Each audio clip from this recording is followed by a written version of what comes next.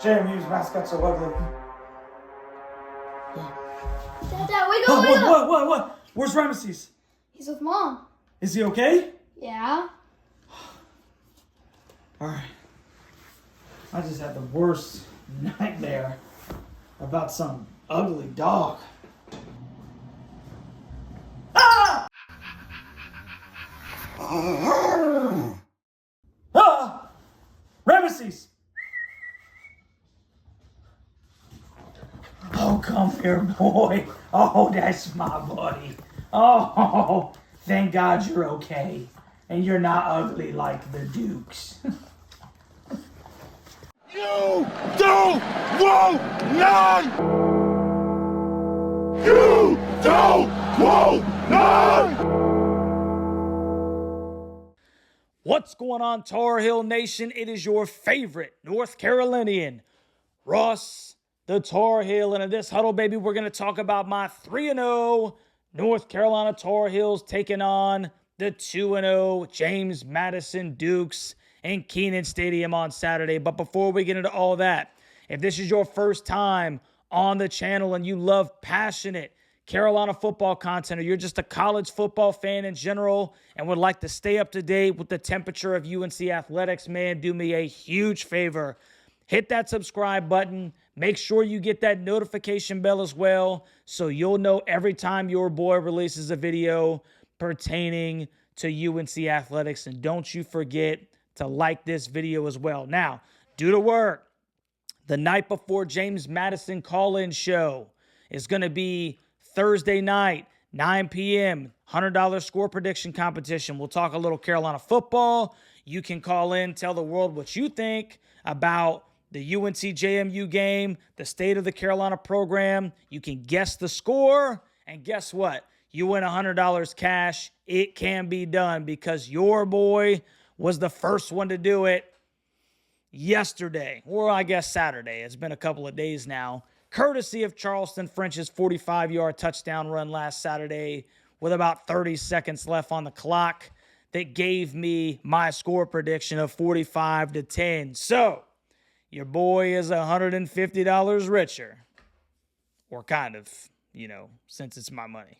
Anyway, 11:50 a.m. We'll be live for the live reaction and watch party, one of my favorite things to do. So if you're not going to the game, come chill with your boy. I can't show the football game, but we'll have a good time as Tar Heel Nation, like we always do, watching the Heels. We averaged like 74 in the chat last week against North Carolina Central with a peak of 97 for the North Carolina Central game, bro. So we're getting great participation every single week, and I love hanging out with Tar Heel Nation, man. So without further ado, let's jump into this thing, man. The 2-0 James Madison Dukes visit Kenan Stadium to take on the 3-0 North Carolina Tar Heels for a noon kickoff on the ACC network. So yes, everyone will be able to watch this football game. Now, the game was also announced as a sellout, so it should be a great crowd and atmosphere.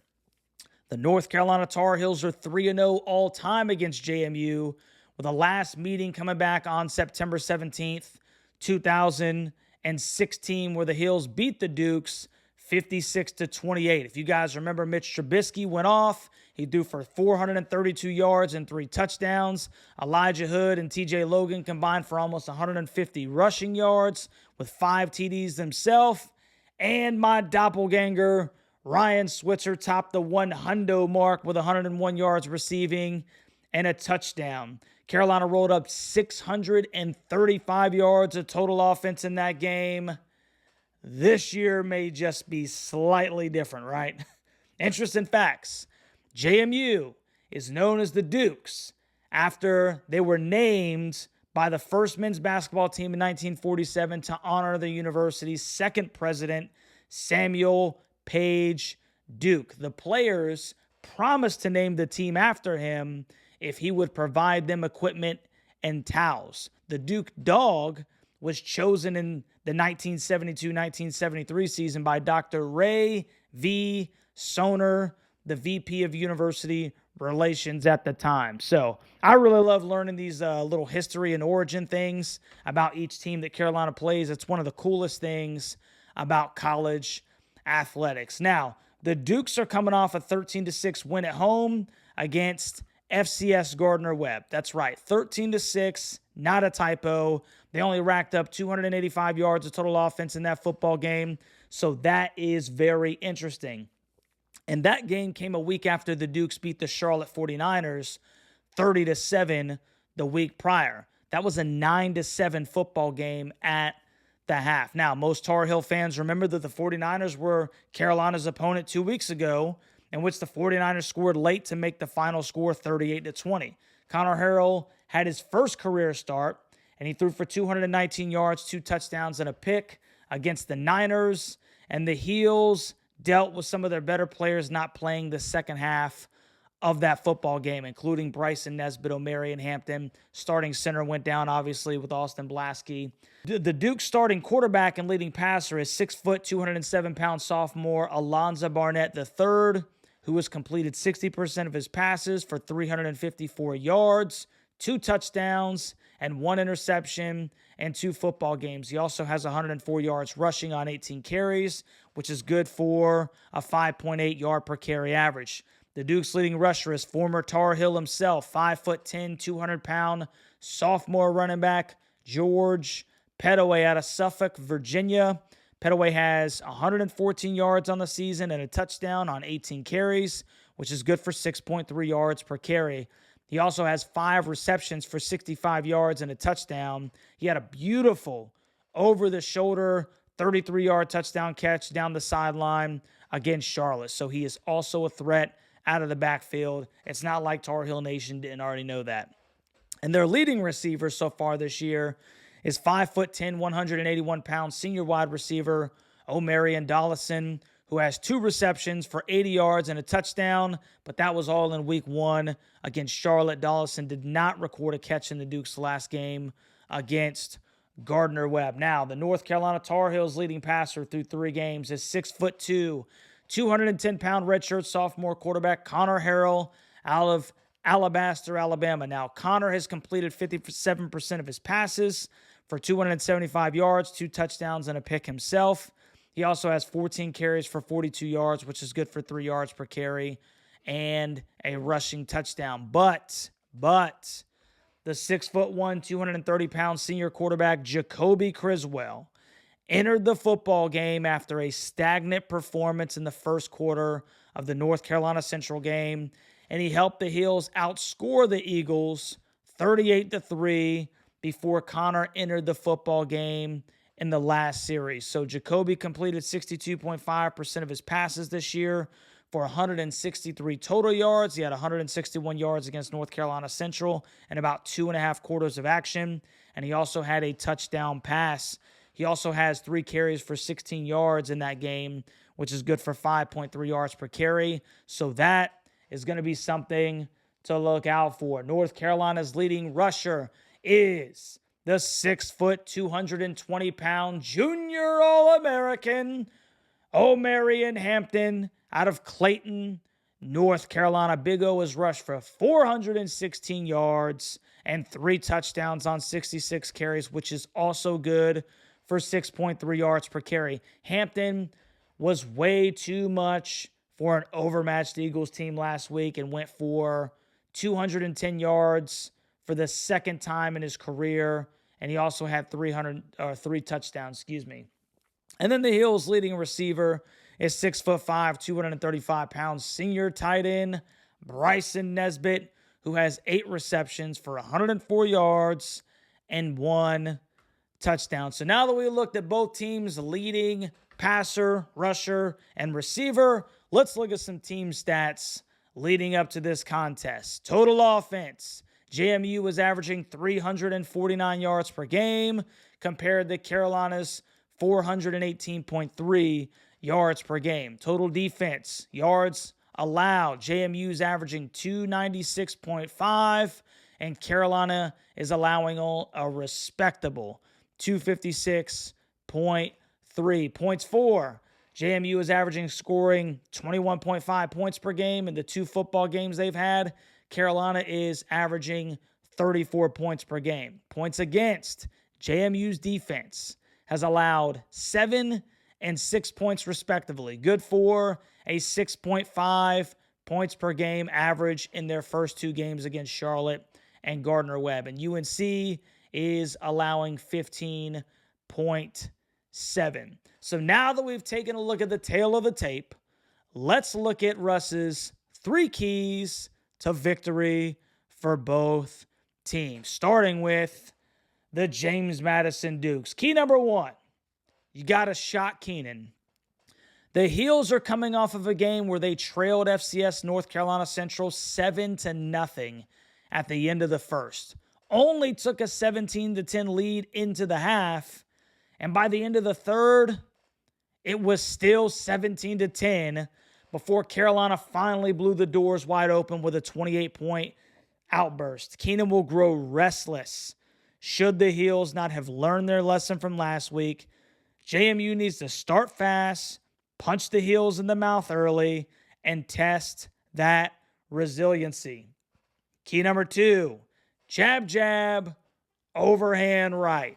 Despite George Pettaway being a former 5-star prospect, he's going to be going up against the defensive front that has played exceptionally well defending the run. 3 straight games of not allowing the opposing team to cross the 100-yard mark as a team. Where UNC has been hurt is in the slot, namely Caleb Cost covering as the nickel. So JMU needs to run, or jab, and then test Carolina's secondary deep, overhand right. See if you can hit on some big plays down the field. The likelihood of the run being established against that UNC front 7 is unlikely, in my personal opinion. And key number 3, if Connor Harrell is in the football game and I am JMU's defensive coordinator, I am stacking the box until Connor can consistently prove he's capable of leading Carolina down the field through the air. Hampton is not beating me with Connor under center. If Criswell is under center, then I think it's pretty apparent that you're going to have to respect the passing game more, but you need to disguise your coverages, as Criswell is still not necessarily fully accustomed to the UNC playbook, and that's according to the coaching staff. So as comfortable as he looked against NC Central, this would still be a very new role for him if he is QB1 in this football game.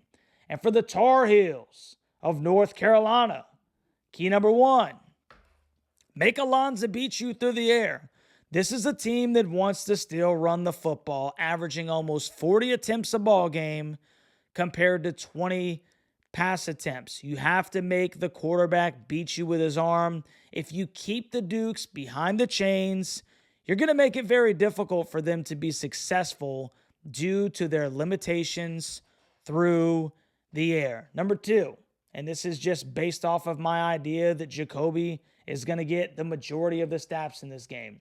Criswell on cruise control. I'm going to go ahead and say it.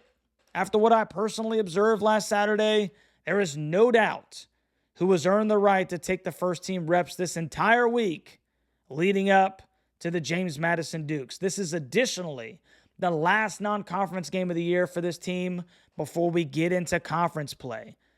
I say you give Chris the football game and you let him show you what he's got with a week of QB1 prep and the nod. I can only speak for myself in this, but I want to see a ton of Jacoby in this one. And number 3, handle your stinking business. It's James Madison.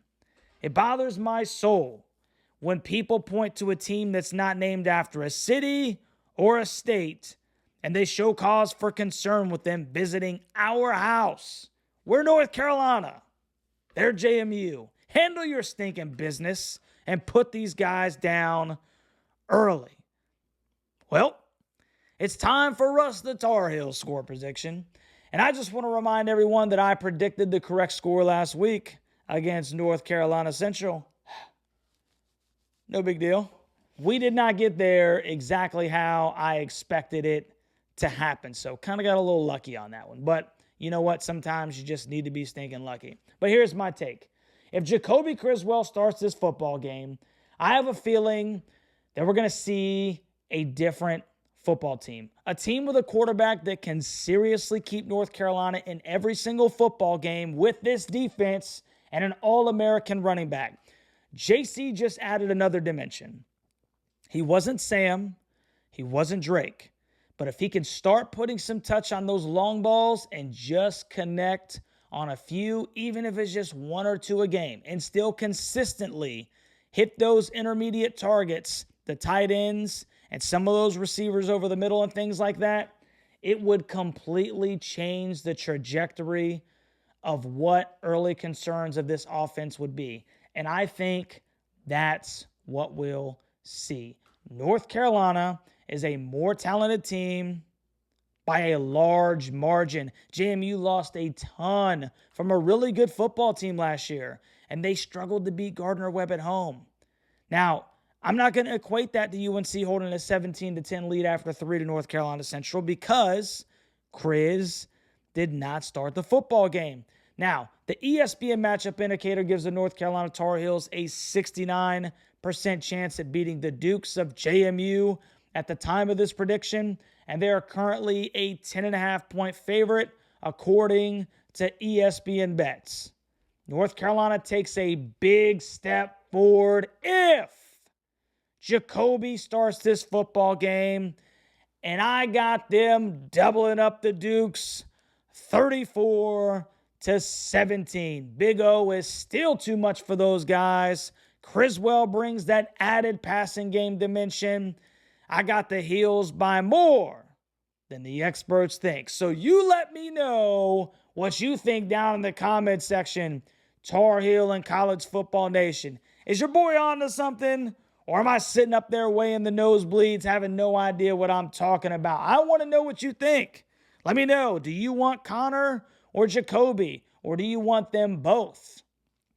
Let me know down in the comment section. And then let me know what terrifies you, if anything, about this JMU football team. If you haven't already, please like, share, and subscribe to the channel. Don't forget about the call-in show on Thursday night, and we'll holler at you on the next one, Tar Heel Nation. I'm a Tar Heel boy, I'm a Tar Heel man, and when I'm done, I'm a Tar Heel man.